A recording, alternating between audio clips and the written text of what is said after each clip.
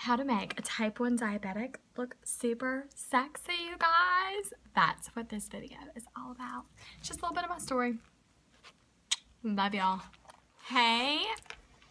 Hi. So I am such a makeup guru, okay? Skin, makeup, everything. Love it. Who knew behind the scenes of all of that, you have a diabetic. Listen to me beep.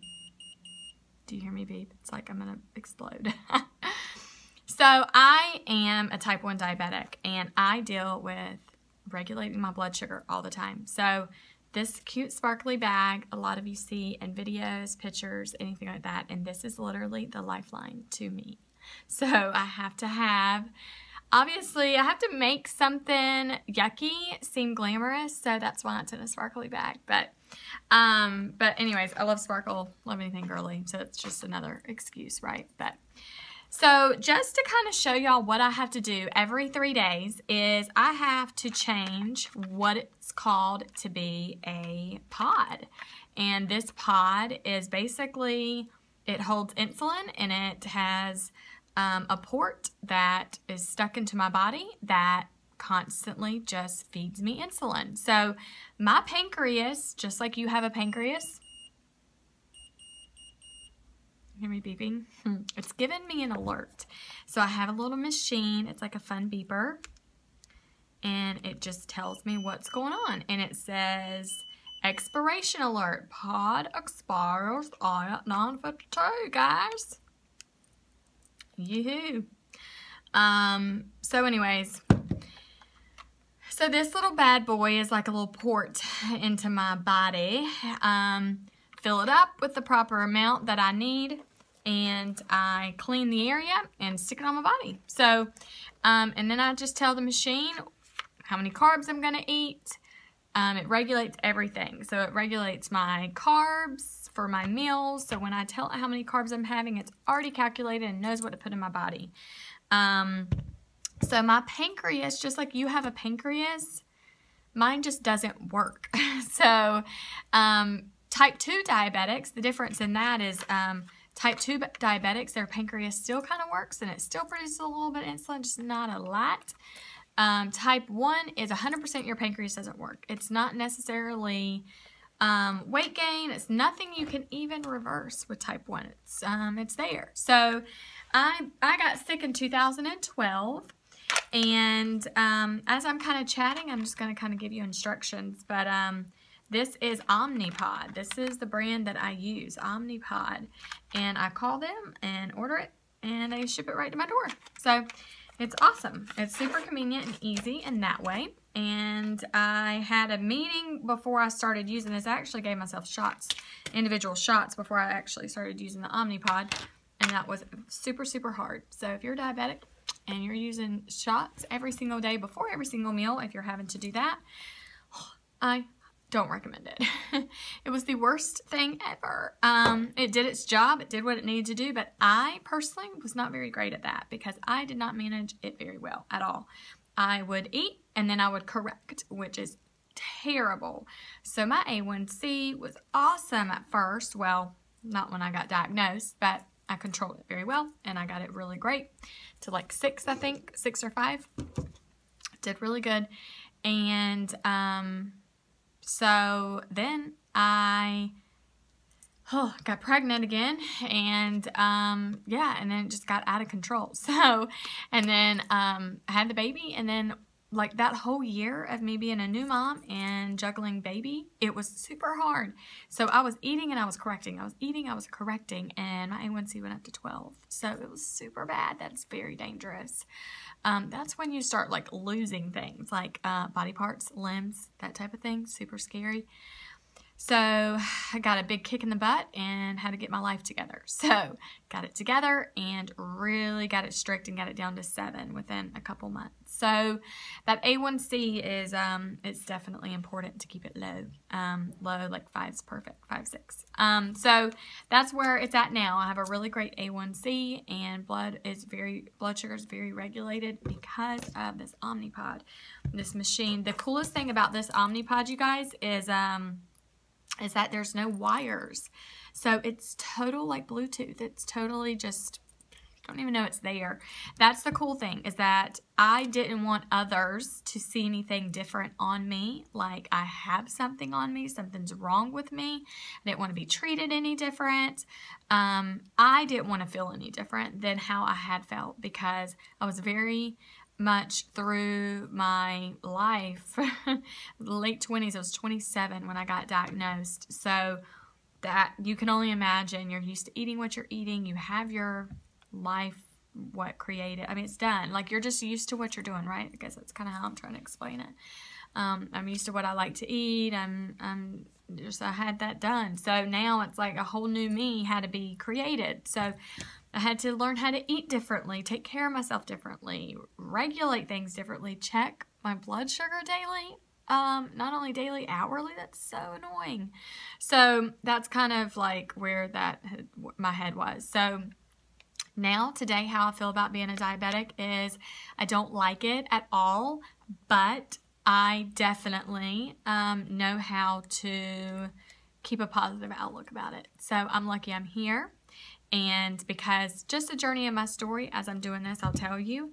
So I got pregnant, and I don't even know what year it was. It had to have been 2011. I got pregnant, had a miscarriage, like at 7 or 8 weeks, super early on, and didn't even have to go through anything. I just went to the doctor, realized it was a miscarriage because I had started bleeding.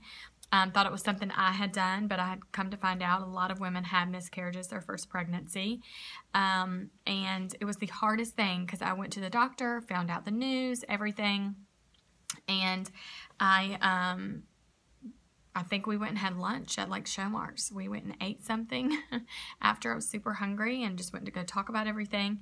And then my husband had to go back to work, and then I went straight home to rest because I was in a lot of pain. And I remember driving home, and I was in so much pain, I literally felt like I was like about to explode and just die. So it was the worst experience ever to go through a miscarriage. I don't wish that upon anybody, but I know a lot of women have experienced that, and it's very difficult. So then just a few months later, shortly after that, I got pregnant again, and this pregnancy was awesome. So we had a gender reveal. We found out we were having a baby girl. It was so great. So I felt good. I was working. I was doing my thing. But the funny thing is that I was drinking so much water that every doctor's appointment I was going to, I was like, guys, like I'm peeing all the time. I'm constantly drinking fluid, like all the time. I have like 20 bottles of water in my car right now that are empty. I'm all the time drinking and peeing through the day, through the night. And I was just eating like a person, like a pregnant person. Anything, carbs, veggies, meat, desserts, coffee, like I was having everything. So my lifestyle, like my eating had not changed because I was such just a tiny, healthy person. So I didn't think anything about it. So it was, it was like in December, and we were around a lot of friends that there was a stomach bug going around, and I ended up contracting it and getting sick, and everyone else did as well. They got better. I did not. So the party was like on a Friday or Saturday, and we got together with friends on a Friday. The party was on a Saturday, and then come Monday, I was sick as a dog, like our Sunday night, and then Monday I was still sick. Called the doctor, and they were like, I think you have a virus. Tuesday, I think you have a virus, you know, just get better rest, drink, whatever. Come Wednesday, I was like, y'all, I'm dying. I was like really trying to get a doctor's appointment. And what's really scary, women, I just want to tell you something. If you call your doctor, especially your OB, and they will not get you in, or the receptionist, or someone's trying to give you medical advice, ignore and go straight there. Like that was it should have been a sign to me at that point in my life, and it wasn't. And I was just like, well, I guess I'm fine. I guess I'm fine. And she was like, well, what's going on with you? And blah, blah, blah. Well, you know, there's a lot of people sick. We don't want you coming in here if you're sick and have the flu or something. We don't want you in here. All that, because they thought I was going to get somebody else. Like, hello, I'm sick and I have a baby in my womb. Like, I'm sick and I need to come in. So that was going on. Oh my gosh. And so come Wednesday, yeah, they still wouldn't see me. And then she was like, I think you need to go see your primary doctor. And I was like, I don't need to go see a primary doctor, you guys. I am like 20 something weeks pregnant. I need to see y'all. They would not see me. So I went to my primary doctor, and I actually gave myself a shower, got cleaned up, and my mom came and picked me up because I totally couldn't drive. I was super sick. I mean, I was throwing up, nauseous, couldn't keep food down, low energy. It was terrible. And needless to say, I was drinking ginger ale. So to like try to keep myself hydrated. And that was like the worst thing ever, but I didn't know it at the time. So I go to my primary doctor with my mom, and like I'm so sick I can't even hardly walk in the building. Get in the back because they immediately see me. Get in the back. I can't even stay in the room because I'm sick. So I go to the bathroom and I'm vomiting. I'm throwing up. I just can't stand up. I'm sick. Nothing will stay in my body. And he was like, you are very, very sick. I don't know why you're here. You need to go to the emergency room. And I was like, he was like, I don't know why your OB's sitting here or why they never saw you, but you are very sick. Something's going on.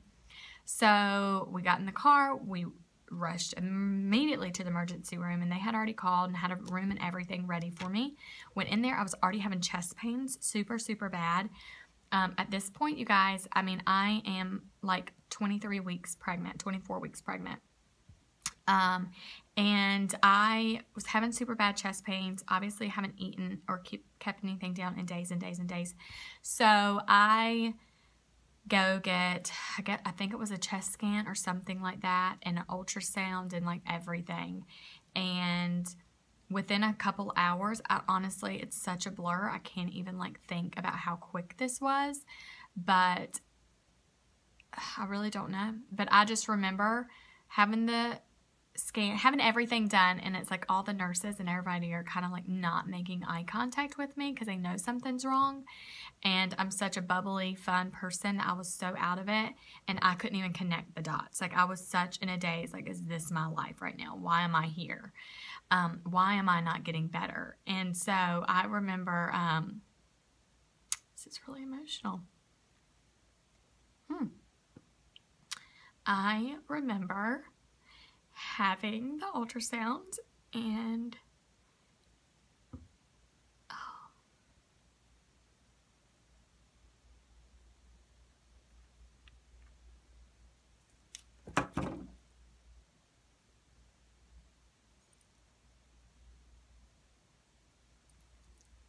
what time is it? And so I remember having the ultrasound, and I asked the lady, and I was like, oh, is everything good? And she was like, well, I really can't tell you. She knew right then. I could see it on her face, like something was wrong. But she couldn't tell me. They turned the volume off on the thing, on the little sound machine, so I didn't know anything was going on. I just really thought I was sick, and I thought baby was fine. And so I go back to one of the rooms in the ER, and the doctor comes in, and he's like, and this needle, and just tell y'all, really hope everybody has a great OB because I did not at the time. And I'll just go ahead and tell you the hospital it was. It was University Hospital in Charlotte, and it was really crappy. And so my doctor at that OB office got the phone call to come see a patient, to come see me, that something terrible was going on. And he didn't even come see me, but he was on call and there. But the emergency room doctor came to see me instead. And he came in and told me the worst news of my entire life. He was like, you are full-blown, like, diabetic. Like, your blood sugar's crazy out of the roof. It's been holding a 300 level for, like, 3 months. And there's no heartbeat to be found. And I was like, oh, my God. Like, are you kidding me? And I remember getting so pissed off and, like, just dead. And I remember the nurse saying something, trying to give me an IV or trying to do something to me. And I was like, I don't even want your IV. I was like, you kill me now. I was like, there's no point in me living. Like, no point. So why would you want to live after hearing that news? So it was really bad. So just to kind of rewind you guys, this is the news of how it was when I got diagnosed. It was so like shaking to my world that I didn't know how I was going to survive. So you can only imagine hearing all that news at one time, and then you're just like, you know what? I don't even care. I don't even care if something happens to me. You know what I mean? So, and I was in such denial that this was my life. So they answered a prayer. I needed to go to ICU because I was in I was in critical condition. I was bad, like super sick. And they did not have room for me there at university, but they did at Carolina Medical, which is Northeast in Concord, North Carolina, thankfully. And so I was in ICU there Wednesday, Thursday, and I think it was just Wednesday. And then Thursday I got a room in labor and delivery, and thankfully I had the best nurse ever, and she took me to the opposite side of where people were having babies, so I wouldn't have to hear anything, hear any babies crying, because obviously I had just lost mine, but still in the womb. And me and my husband were going through this together, so it's super tough on both of us at the time, and obviously still is now. But so, and then Friday I gave birth naturally to a little girl named Tinley. I remember her coming out and not hearing her cry, but seeing her and thought, that's weird. Why is she not crying? You know, I was still in that much of a denial state. And I do remember being discharged Friday night and going home with all this paperwork and all this stuff and all these like forms and stuff of like, this is how you take your medicine, this is what you do, and they're like, we've called in your prescriptions, everything, and going and like having needles and insulin and all this stuff. I didn't know what to do, and the needle was like this big at first, and I could not even give myself a shot. I was super scared to even give myself a shot, so my husband actually had to give me my first injection of my shot. So literally, we've been through this a lot, so every few hours we were waking up together, checking my blood sugar, making sure it was good. Oh my gosh, it's like so hard to talk about. Didn't even know it. So it really sucks, you guys. So I don't wish that upon anybody, but after it happened to me, I found out that it happened to a lot of other women. Not the diabetic part, but hearing from a lot of diabetics, obviously, but the stillborn part, and it's really tough. That a lot of women have gone through that, but they don't talk about it. So, but anyways, here's some water because I'm super thirsty. I'm going to check my blood sugar before I change my machine. But now what's awesome is Tinley was born. I wear this red bracelet all the time. So she will be 6 this year. But she was born on the 21st of December. So 12/21/12. But it says Tinley Maddox Lykins on this bracelet, and it has her birth date. And I've worn this bracelet, and all I've done is switched it out. Whenever one got broken or something like that, I just put on another one. And it's awesome. So I wear that. Obviously, I remember her all the time, every single day. I can never forget. But I just love wearing this bracelet. So there's things that I do wear that are a part of her with me. So she's super sweet. So it's definitely amazing. So being a diabetic, you guys, is a very serious thing. But yeah, she was born in December, and then we got pregnant very quick in April, right after, the new year, and I had a baby in December, which was Maddox, and he was born on Christmas Eve. And then 2 years later, we got another baby boy, which is Cruz, and he was born December 3rd. So we have Christmas babies all around. It's so amazing. So Christmas for us is such a busy time, but it's such a blessing. It really is just a blessing, and it's such a story. Everybody has such a cool, unique story that I think if everybody took the time to hear everybody's stories, it would just amaze you and like jaw drop, right? So I'm going to change this. I'm going to kind of show you guys what I have to do, and this is just every 3 days. But this machine had paper on the back, and I just peeled that off, and then it has this little pod is what this is called, and then there's an actual needle and like the vial to put the insulin. That's not actually called a vial, but whatever that's called, that little plastic thing. This is actually called a vial, and this holds, I think it's called a vial, whatever, it might have another name. But anyways, this holds my insulin. So this what I'm going to do is I put a little over 100 units in my machine because minimum, just the minimum, you have to have 100 units. So I put a little over that, and I always have extra, let me just kind of show you here.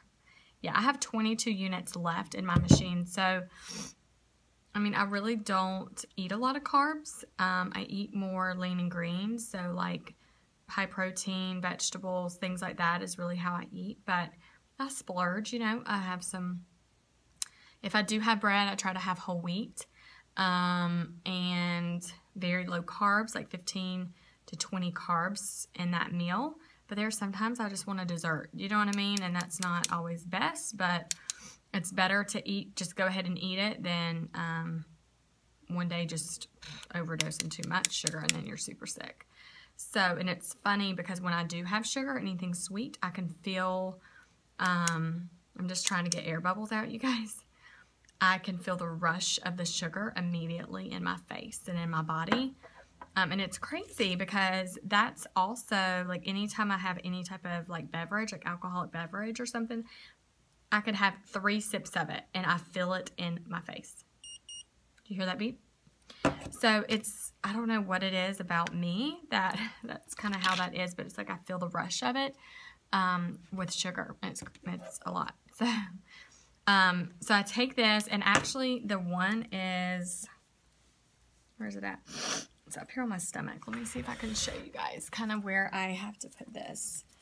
So there is the pork. So this is kind of where I put it, and I'm just going to take it off. So just kind of take it. And I have so many scars on my stomach. See, just sticky. And I don't know if you can really see it. But you see the port right there, and it just comes right out, that hole. It's crazy. So anyways, there's that. And there's that. So I have scars and marks all over my stomach from doing this for so long, and that's honestly where I've given myself shots. So how long has this been? 6 years. 6 years, almost 6 years that I've been doing this. So I would give myself injections on the stomach just because I could pinch skin and do that. I've done it in my thighs. I've done it in my arm. I used to do it in my arm a good bit, but I hate it. I just hate it. I hate it altogether. I don't know what it is about my stomach that it's right there. It's easy to grab. It's good. And I would always do that because you want a good piece of, good fatty piece. You know what I mean? And just a good chunk of skin. And when you're doing your arm, you can't really pinch up a lot. It's just more muscle there. So, like I work out. But it really is. All right, now you peel the back of these off. And then the needle comes out of here with the port. It just comes out, and then the needle goes back in once the port's out. So that's how it is. And so I'm just going to place it. I'm going to place it over here. And all this is already cleaned, you guys. My white stomach. But anyways, I'm going to stick it right there. And I'm going to change pod.